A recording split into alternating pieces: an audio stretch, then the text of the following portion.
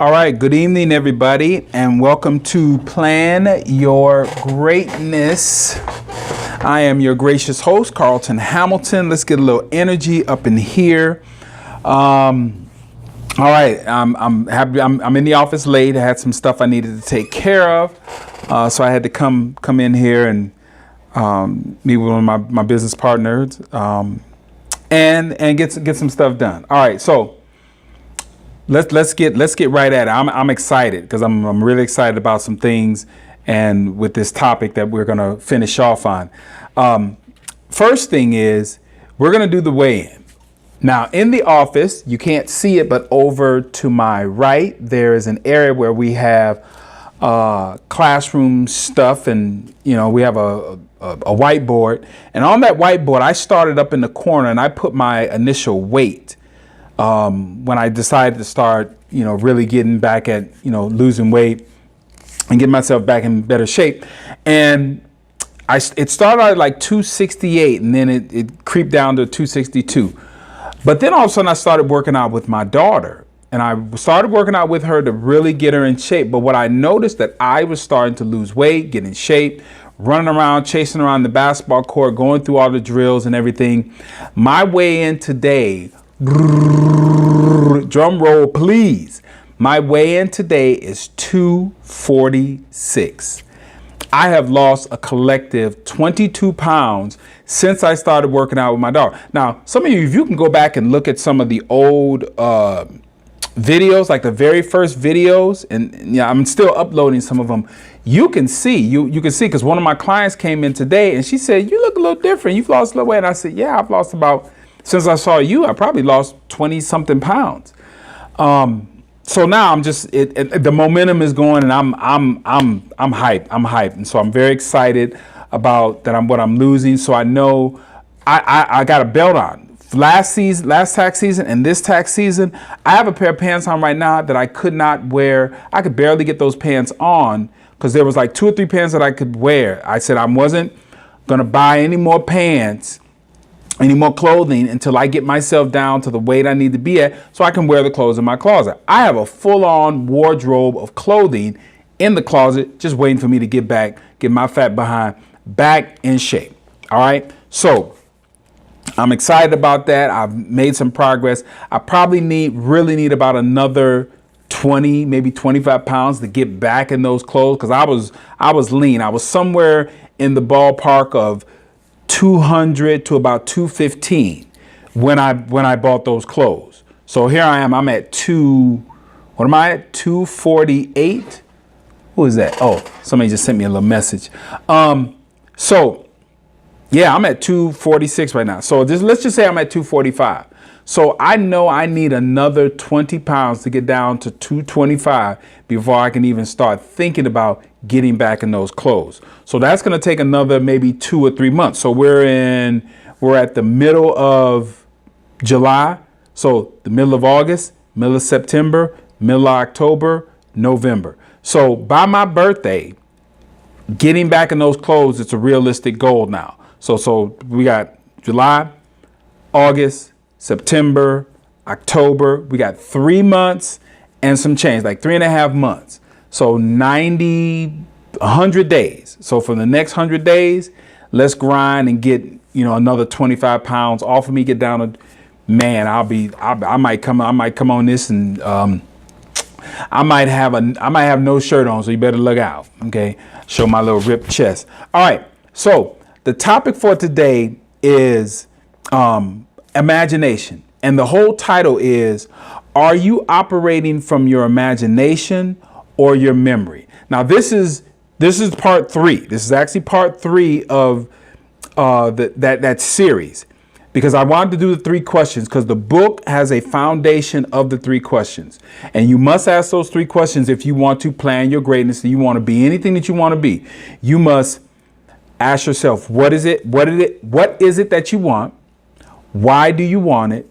And can you actually see it in your mind's eye, in your vision? Can you see that in your mind? Because if you can put a picture of it in your mind, it will appear in your hands.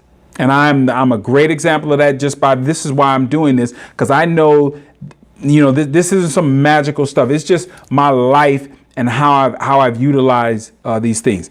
So are you operating from your imagination or your memory? Now, again, this is the third question out of the three questions you need to ask yourself, because again, it really talks about visualization and operating for what some people call your mind's eye or your universal eye. Now, when you think about that, asking yourself that question, can I see it in my memory? Hold on a second. I need to turn off the AC in this office because I could hear it, and I'm sure it's going to be in the video. Hold on a second. I'll be right back.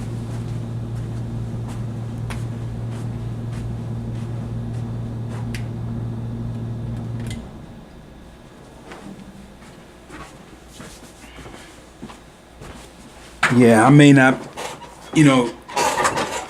be able to hear it.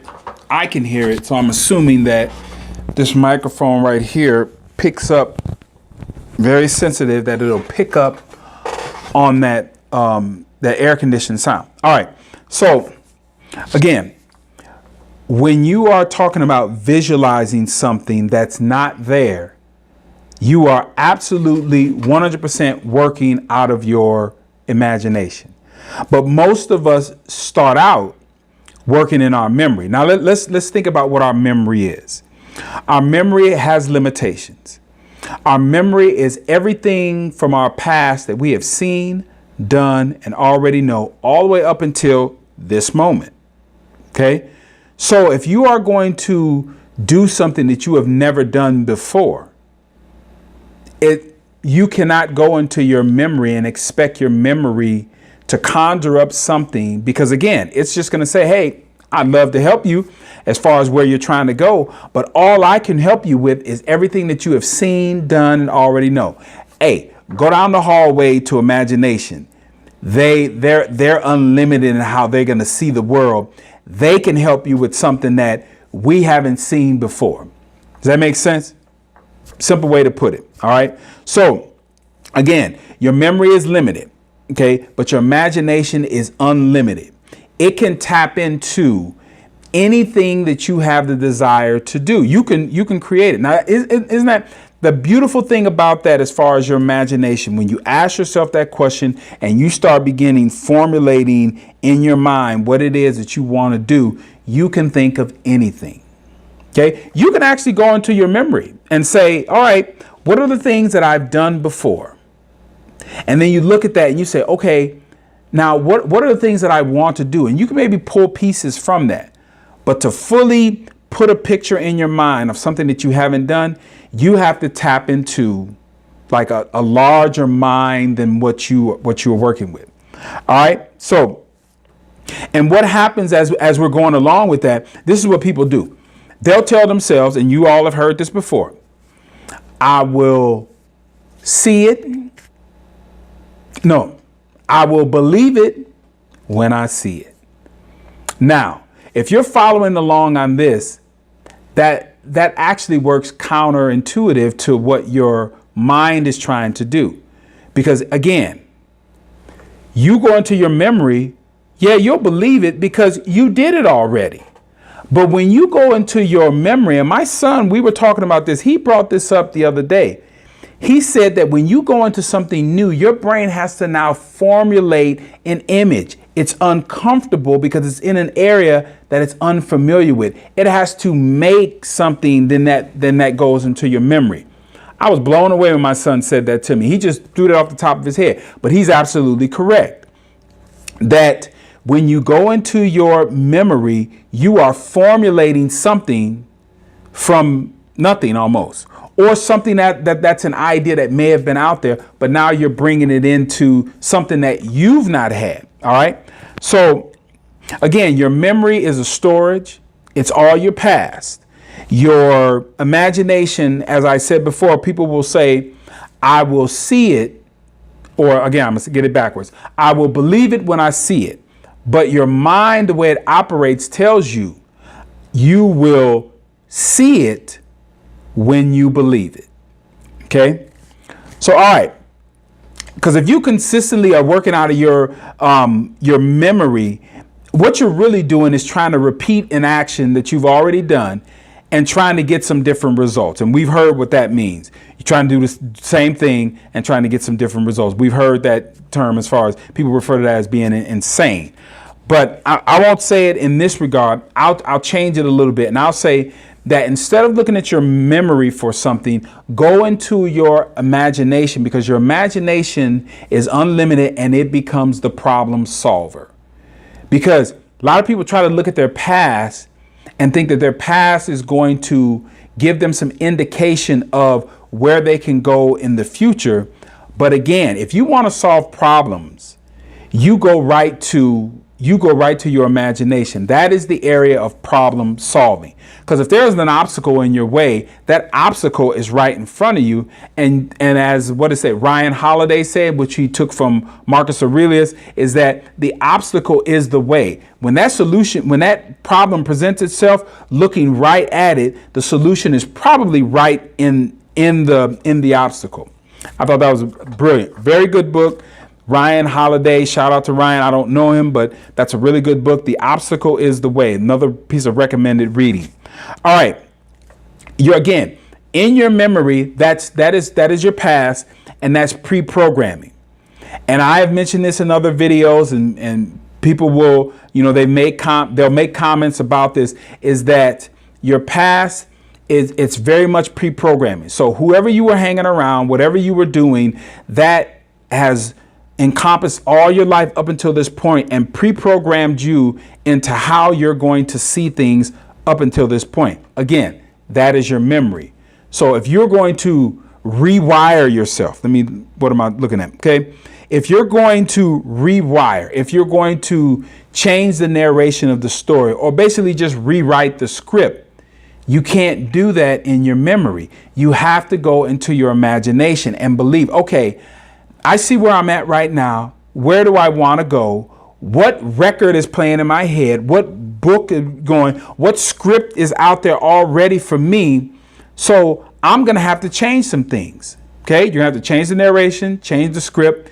You're going to maybe even have to change some of the actors, people around you, to make come real what you want to come real in your life. All right. So now, the awesome thing about that is that when you start operating out of your memory and into your imagination, you begin to project where you want to be, and you begin to predict with confidence, that's where I'm going to go. What's going to happen? A lot of people who are operating out of their memory and are afraid to go into this unlimited imagination, what happens is they operate out of fear, because then they go, oh, this is unknown. But you have to move into that unknown space, because that unknown space you can manipulate. You can't change your past anymore. All right. Does that make sense? All right. So as we start to replace the pre-programming that we've had from our past, that's when you are moving into a new space, a new creation of things. Because again, you're rewiring, you're changing the narration, and you're changing the script and changing the actors. Again, you have the option to do that when you are looking forward in your imagination, as opposed to looking in the past, your memory. All right. This changes your mindset. Once it changes your mindset, then, as I have it written down here, it changes your plan. Now, let me, so you follow me on this.